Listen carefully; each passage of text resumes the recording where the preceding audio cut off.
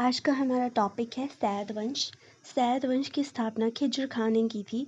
इस वंश के शासकों ने 1414 ईस्वी से लेकर 1450 ईस्वी तक शासन किया। सैद वंश का शासन भारतीय इतिहास में कोई विशेष महत्व नहीं रखता। इस वंश के शासकों का संक्षिप्त वर्णन निम्नलिखित अनुसार है। नंबर 1 है खिज्र खां, 1414 से 1421 ईस्वी। खिज्र खां का परिवार अरब से आकर मुल्तान में बस गया था।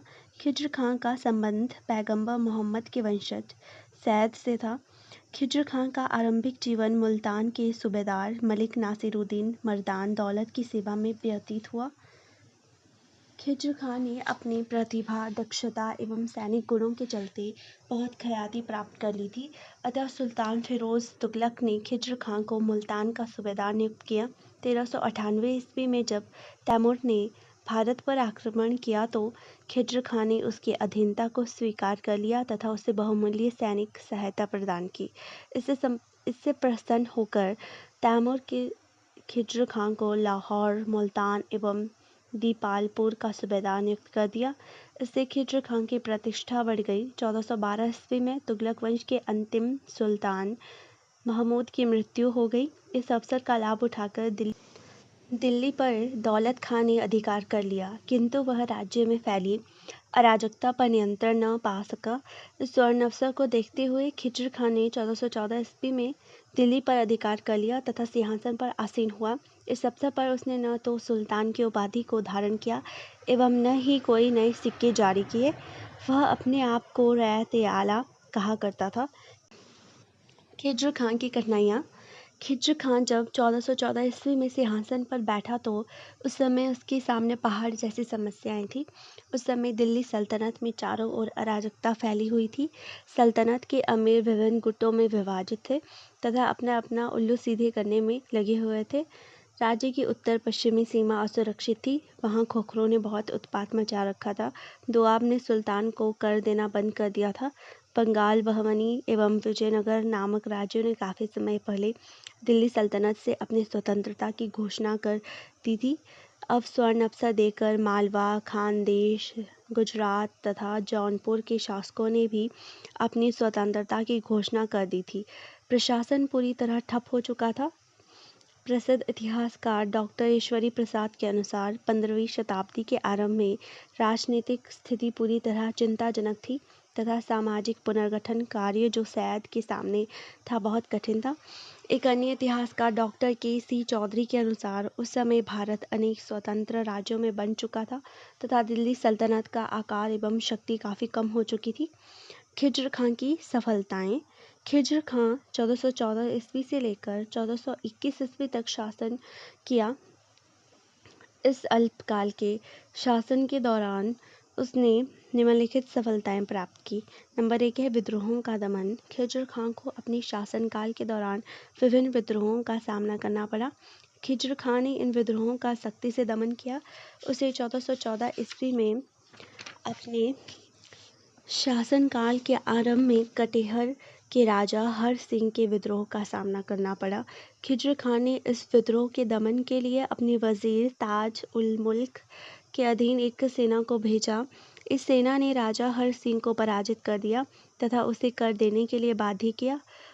इसके पश्चात खिज्र खां ने इटावा, कंपिल तथा चंदावर के हिंदू शासकों से कर वसूल करने के लिए अपने सैनिक अभियानों को भेजा। ये सभी अभियान अपने उद्देश्य में सफल रहे। इसी समय बदायूं में तुर्की अमीन ने खिज्र खां के विरुद्ध विद्रोह कर दिया।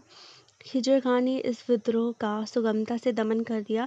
1416 ईस्वी में शहजादा मुबारक के अधीन कुछ तुर्क बच्चों ने विद्रोह कर दिया तथा उन्होंने सिंध पर अधिकार कर लिया। खिज्र खां इसे सहन करने को तैयार नहीं था। उसके द्वारा दिल्ली से भेजी गई सेना ने तुर्क बच्चों के विद्रोह का दमन कर दिया। 1418 ईस्वी में कटिहार में हर सिंह ने पुनः विद्रोह कर दिया। ताज उल मुल्क ने उसके विद्रोह को सुगमता से कुचल दिया। इस समय बदायूं के महाबत खां ने भी पुनः विद्रोह का झंडा गाड़ दिया। इस विद्रोह के दमन के लिए खिज्र खां स्वयं बदायूं गया। खिज्र खां ने 6 मास तक दुर्ग को घेरे रखा। इसी समय उसे दिल्ली में अमीरों द्वारा किए जाने वाले षड्यंत्र की सूचना मिली। खिज्र खां तुरंत दिल्ली लौट आया उसने षड्यंत्रकारियों को गिरफ्तार कर उन्हें मृत्यु दंड दे दिया। इसके पश्चात खिज्र खां ने मेवातियों एवं सारंग खां के विद्रोह का दमन किया। इस प्रकार खिज्र खां ने अपने विरुद्ध होने वाले विद्रोहों का दमन करने में सफलता प्राप्त की। दूसरा है खिज्र खां की विजय। खिज्र खां अपने शासनकाल का अधिकांश समय विद्रोहों के दमन में बीता। इसके बावजूद उसने कुछ अभियान विजय भी की है। 1416 ईस्वी में गुजरात के सुल्तान ने नागौर पर आक्रमण कर दिया। नागौर के शासक ने सुल्तान खिज्र खां को सहायता देने की अपील की। इस स्वर्ण अवसर को देखकर खिज्र खां फौरन एक विशाल सेना के साथ नागौर के लिए चल पड़ा। यह सूचना पाकर अहमद शाह बिना मुकाबला किए ही लौट गया। नागौर के शासक ने खिज्र खां की अधीनता को स्वीकार कर लिया। नागौर से लौटते हुए खिज्र खां ने ग्वालियर एवं बयाना के शासकों को खिराज देने के लिए बाध्य किया। नागौर के शासक ने 2 वर्षों के पश्चात पुनः गुजरात के शासक की अधीनता स्वीकार कर ली। इसका कारण यह था कि वह मालवा के शासक के आक्रमण से भयभीत हो गया था तथा उसे दिल्ली से सहायता मिलने की कोई उम्मीद नहीं थी। तीसरा है खिज्र खां का मूल्यांकन। खिज्र खां एक उच्च नैतिक चरित्र का सुल्तान था। उसमें एक सैनिक एवं कुशल राजनीतिज्ञ के गुण मिश्रित थे। उसने अपने आप को तैमूर का प्रतिनिधि ही माना। उसने न तो सुल्तान की उपाधि धारण की और न ही अपने नाम के सिक्के जारी किए। उसने अपनी वीरता एवं साहस से अनेक विद्रोहियों का दमन किया। वह बलबन और अलाउद्दीन खलजी की भांति क्रूर नहीं था। उसने व्यर्थ में खून नहीं बहाया। इसमें कोई संदेह नहीं कि वह प्रशासन में सुधारों की ओर ध्यान नहीं दे सका। इसमें उसका कोई दोष नहीं था क्योंकि वह विद्रोहों के दमन में ही व्यस्त रहा। उसकी 20 मई 1421 ईस्वी को मृत्यु हो गई।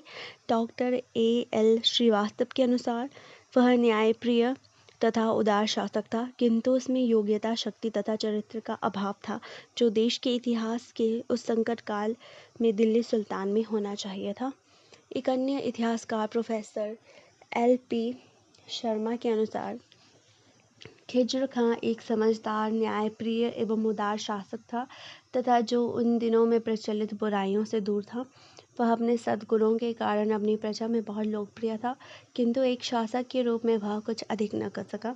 दूसरा है मुबारक शाह, 1421 से 1434 ईस्वी। खिज्र खां की मृत्यु के पश्चात उसका पुत्र मुबारक शाह 1421 ईस्वी में सिंहासन पर बैठा। उसने 1434 ईस्वी तक शासन किया। उसने समरकंद के तैमूर वंश से अपना संबंध विच्छेद कर अपनी स्वतंत्रता की घोषणा कर दी। उसने नाम का खुतबा पढ़ाया एवं अपने सिक्के भी जारी किए। उसने मुइज़ुद्दीन मुबारक शाह की उपाधि धारण की। उसने अपने अमीरों के प्रभाव को कम करने के उद्देश्य से उनके जागीरों को स्थानांतरित किया। उसे भी अपने शासनकाल में अनेक विद्रोहों का सामना करना पड़ा। उसने दोआब के हिंदू जमींदारों के विद्रोह का दमन किया। इस समय खोखरों का नेता जसरथ अपने प्रभाव में तीव्रता से वृद्धि कर रहा था।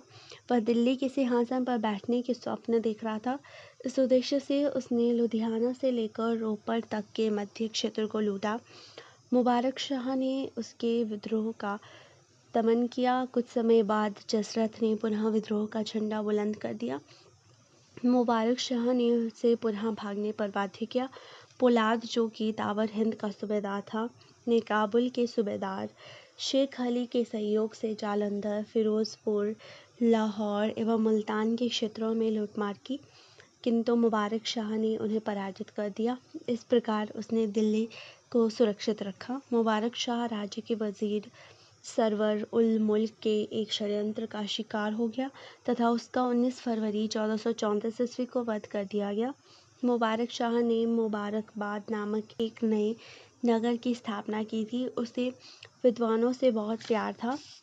यहिया बिन अहमद सरहिंदी उसके दरबार का सर्वाधिक प्रसिद्ध विद्वान था। उसने तारीख ए मुबारक शाही नामक प्रसिद्ध ग्रंथ की रचना की। चौथा है मुबारक शाह, 1434 से 1445 ईस्वी। 1434 ईस्वी में मुबारक शाह की मृत्यु के पश्चात उसके भाई का पुत्र मोहम्मद बिन फरीद खां सिंहासन पर बैठा। उसने मुबारक शाह की उपाधि धारण की। उसने 1445 ईस्वी तक शासन किया।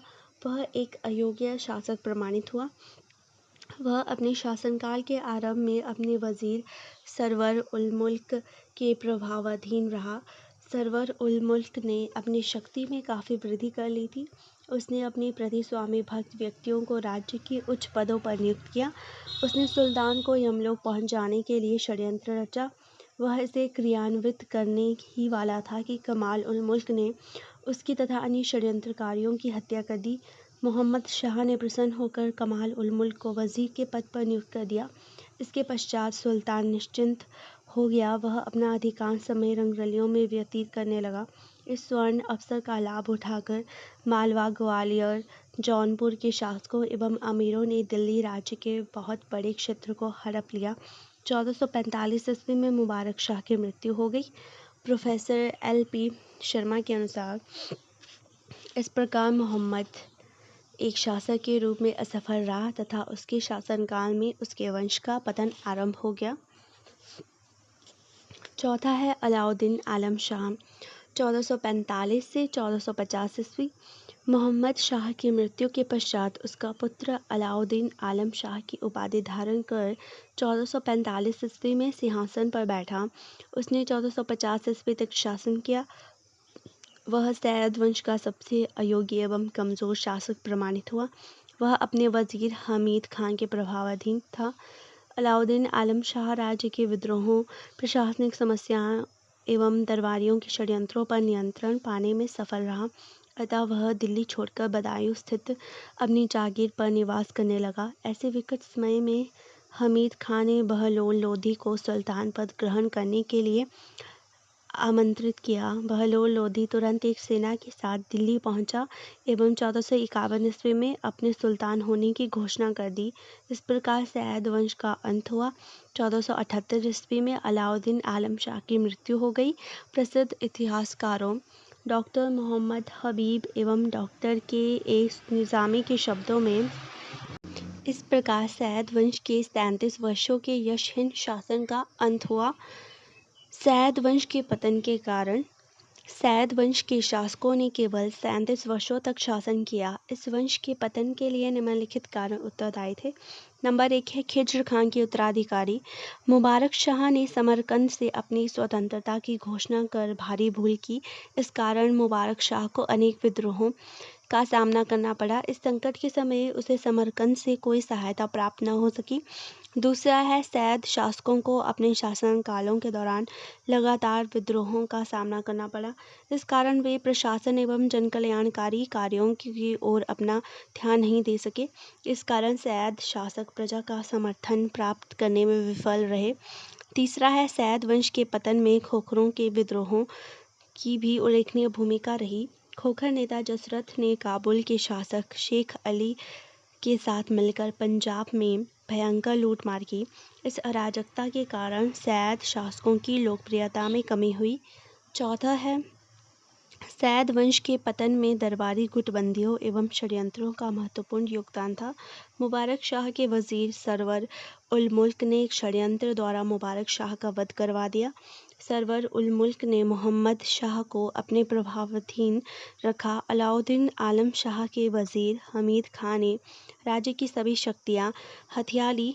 उसने सुल्तान को दिल्ली छोड़कर बदायूं जाने के लिए विवश कर दिया। हमीद खान ने बहलोल लोधी को दिल्ली का न्योता देकर सैयद वंश की कब्र खोद डाली। पांचवा है सैयद वंश के शासकों में खिज्र खान को छोड़कर अन्य सभी शासक अयोग्य एवं कमज़ोर प्रमाणित हुए। वे शासन की बागडोर संभालने में विफल रहे। उनकी गलत नीतियाँ सैयद वंश को ले डूबी।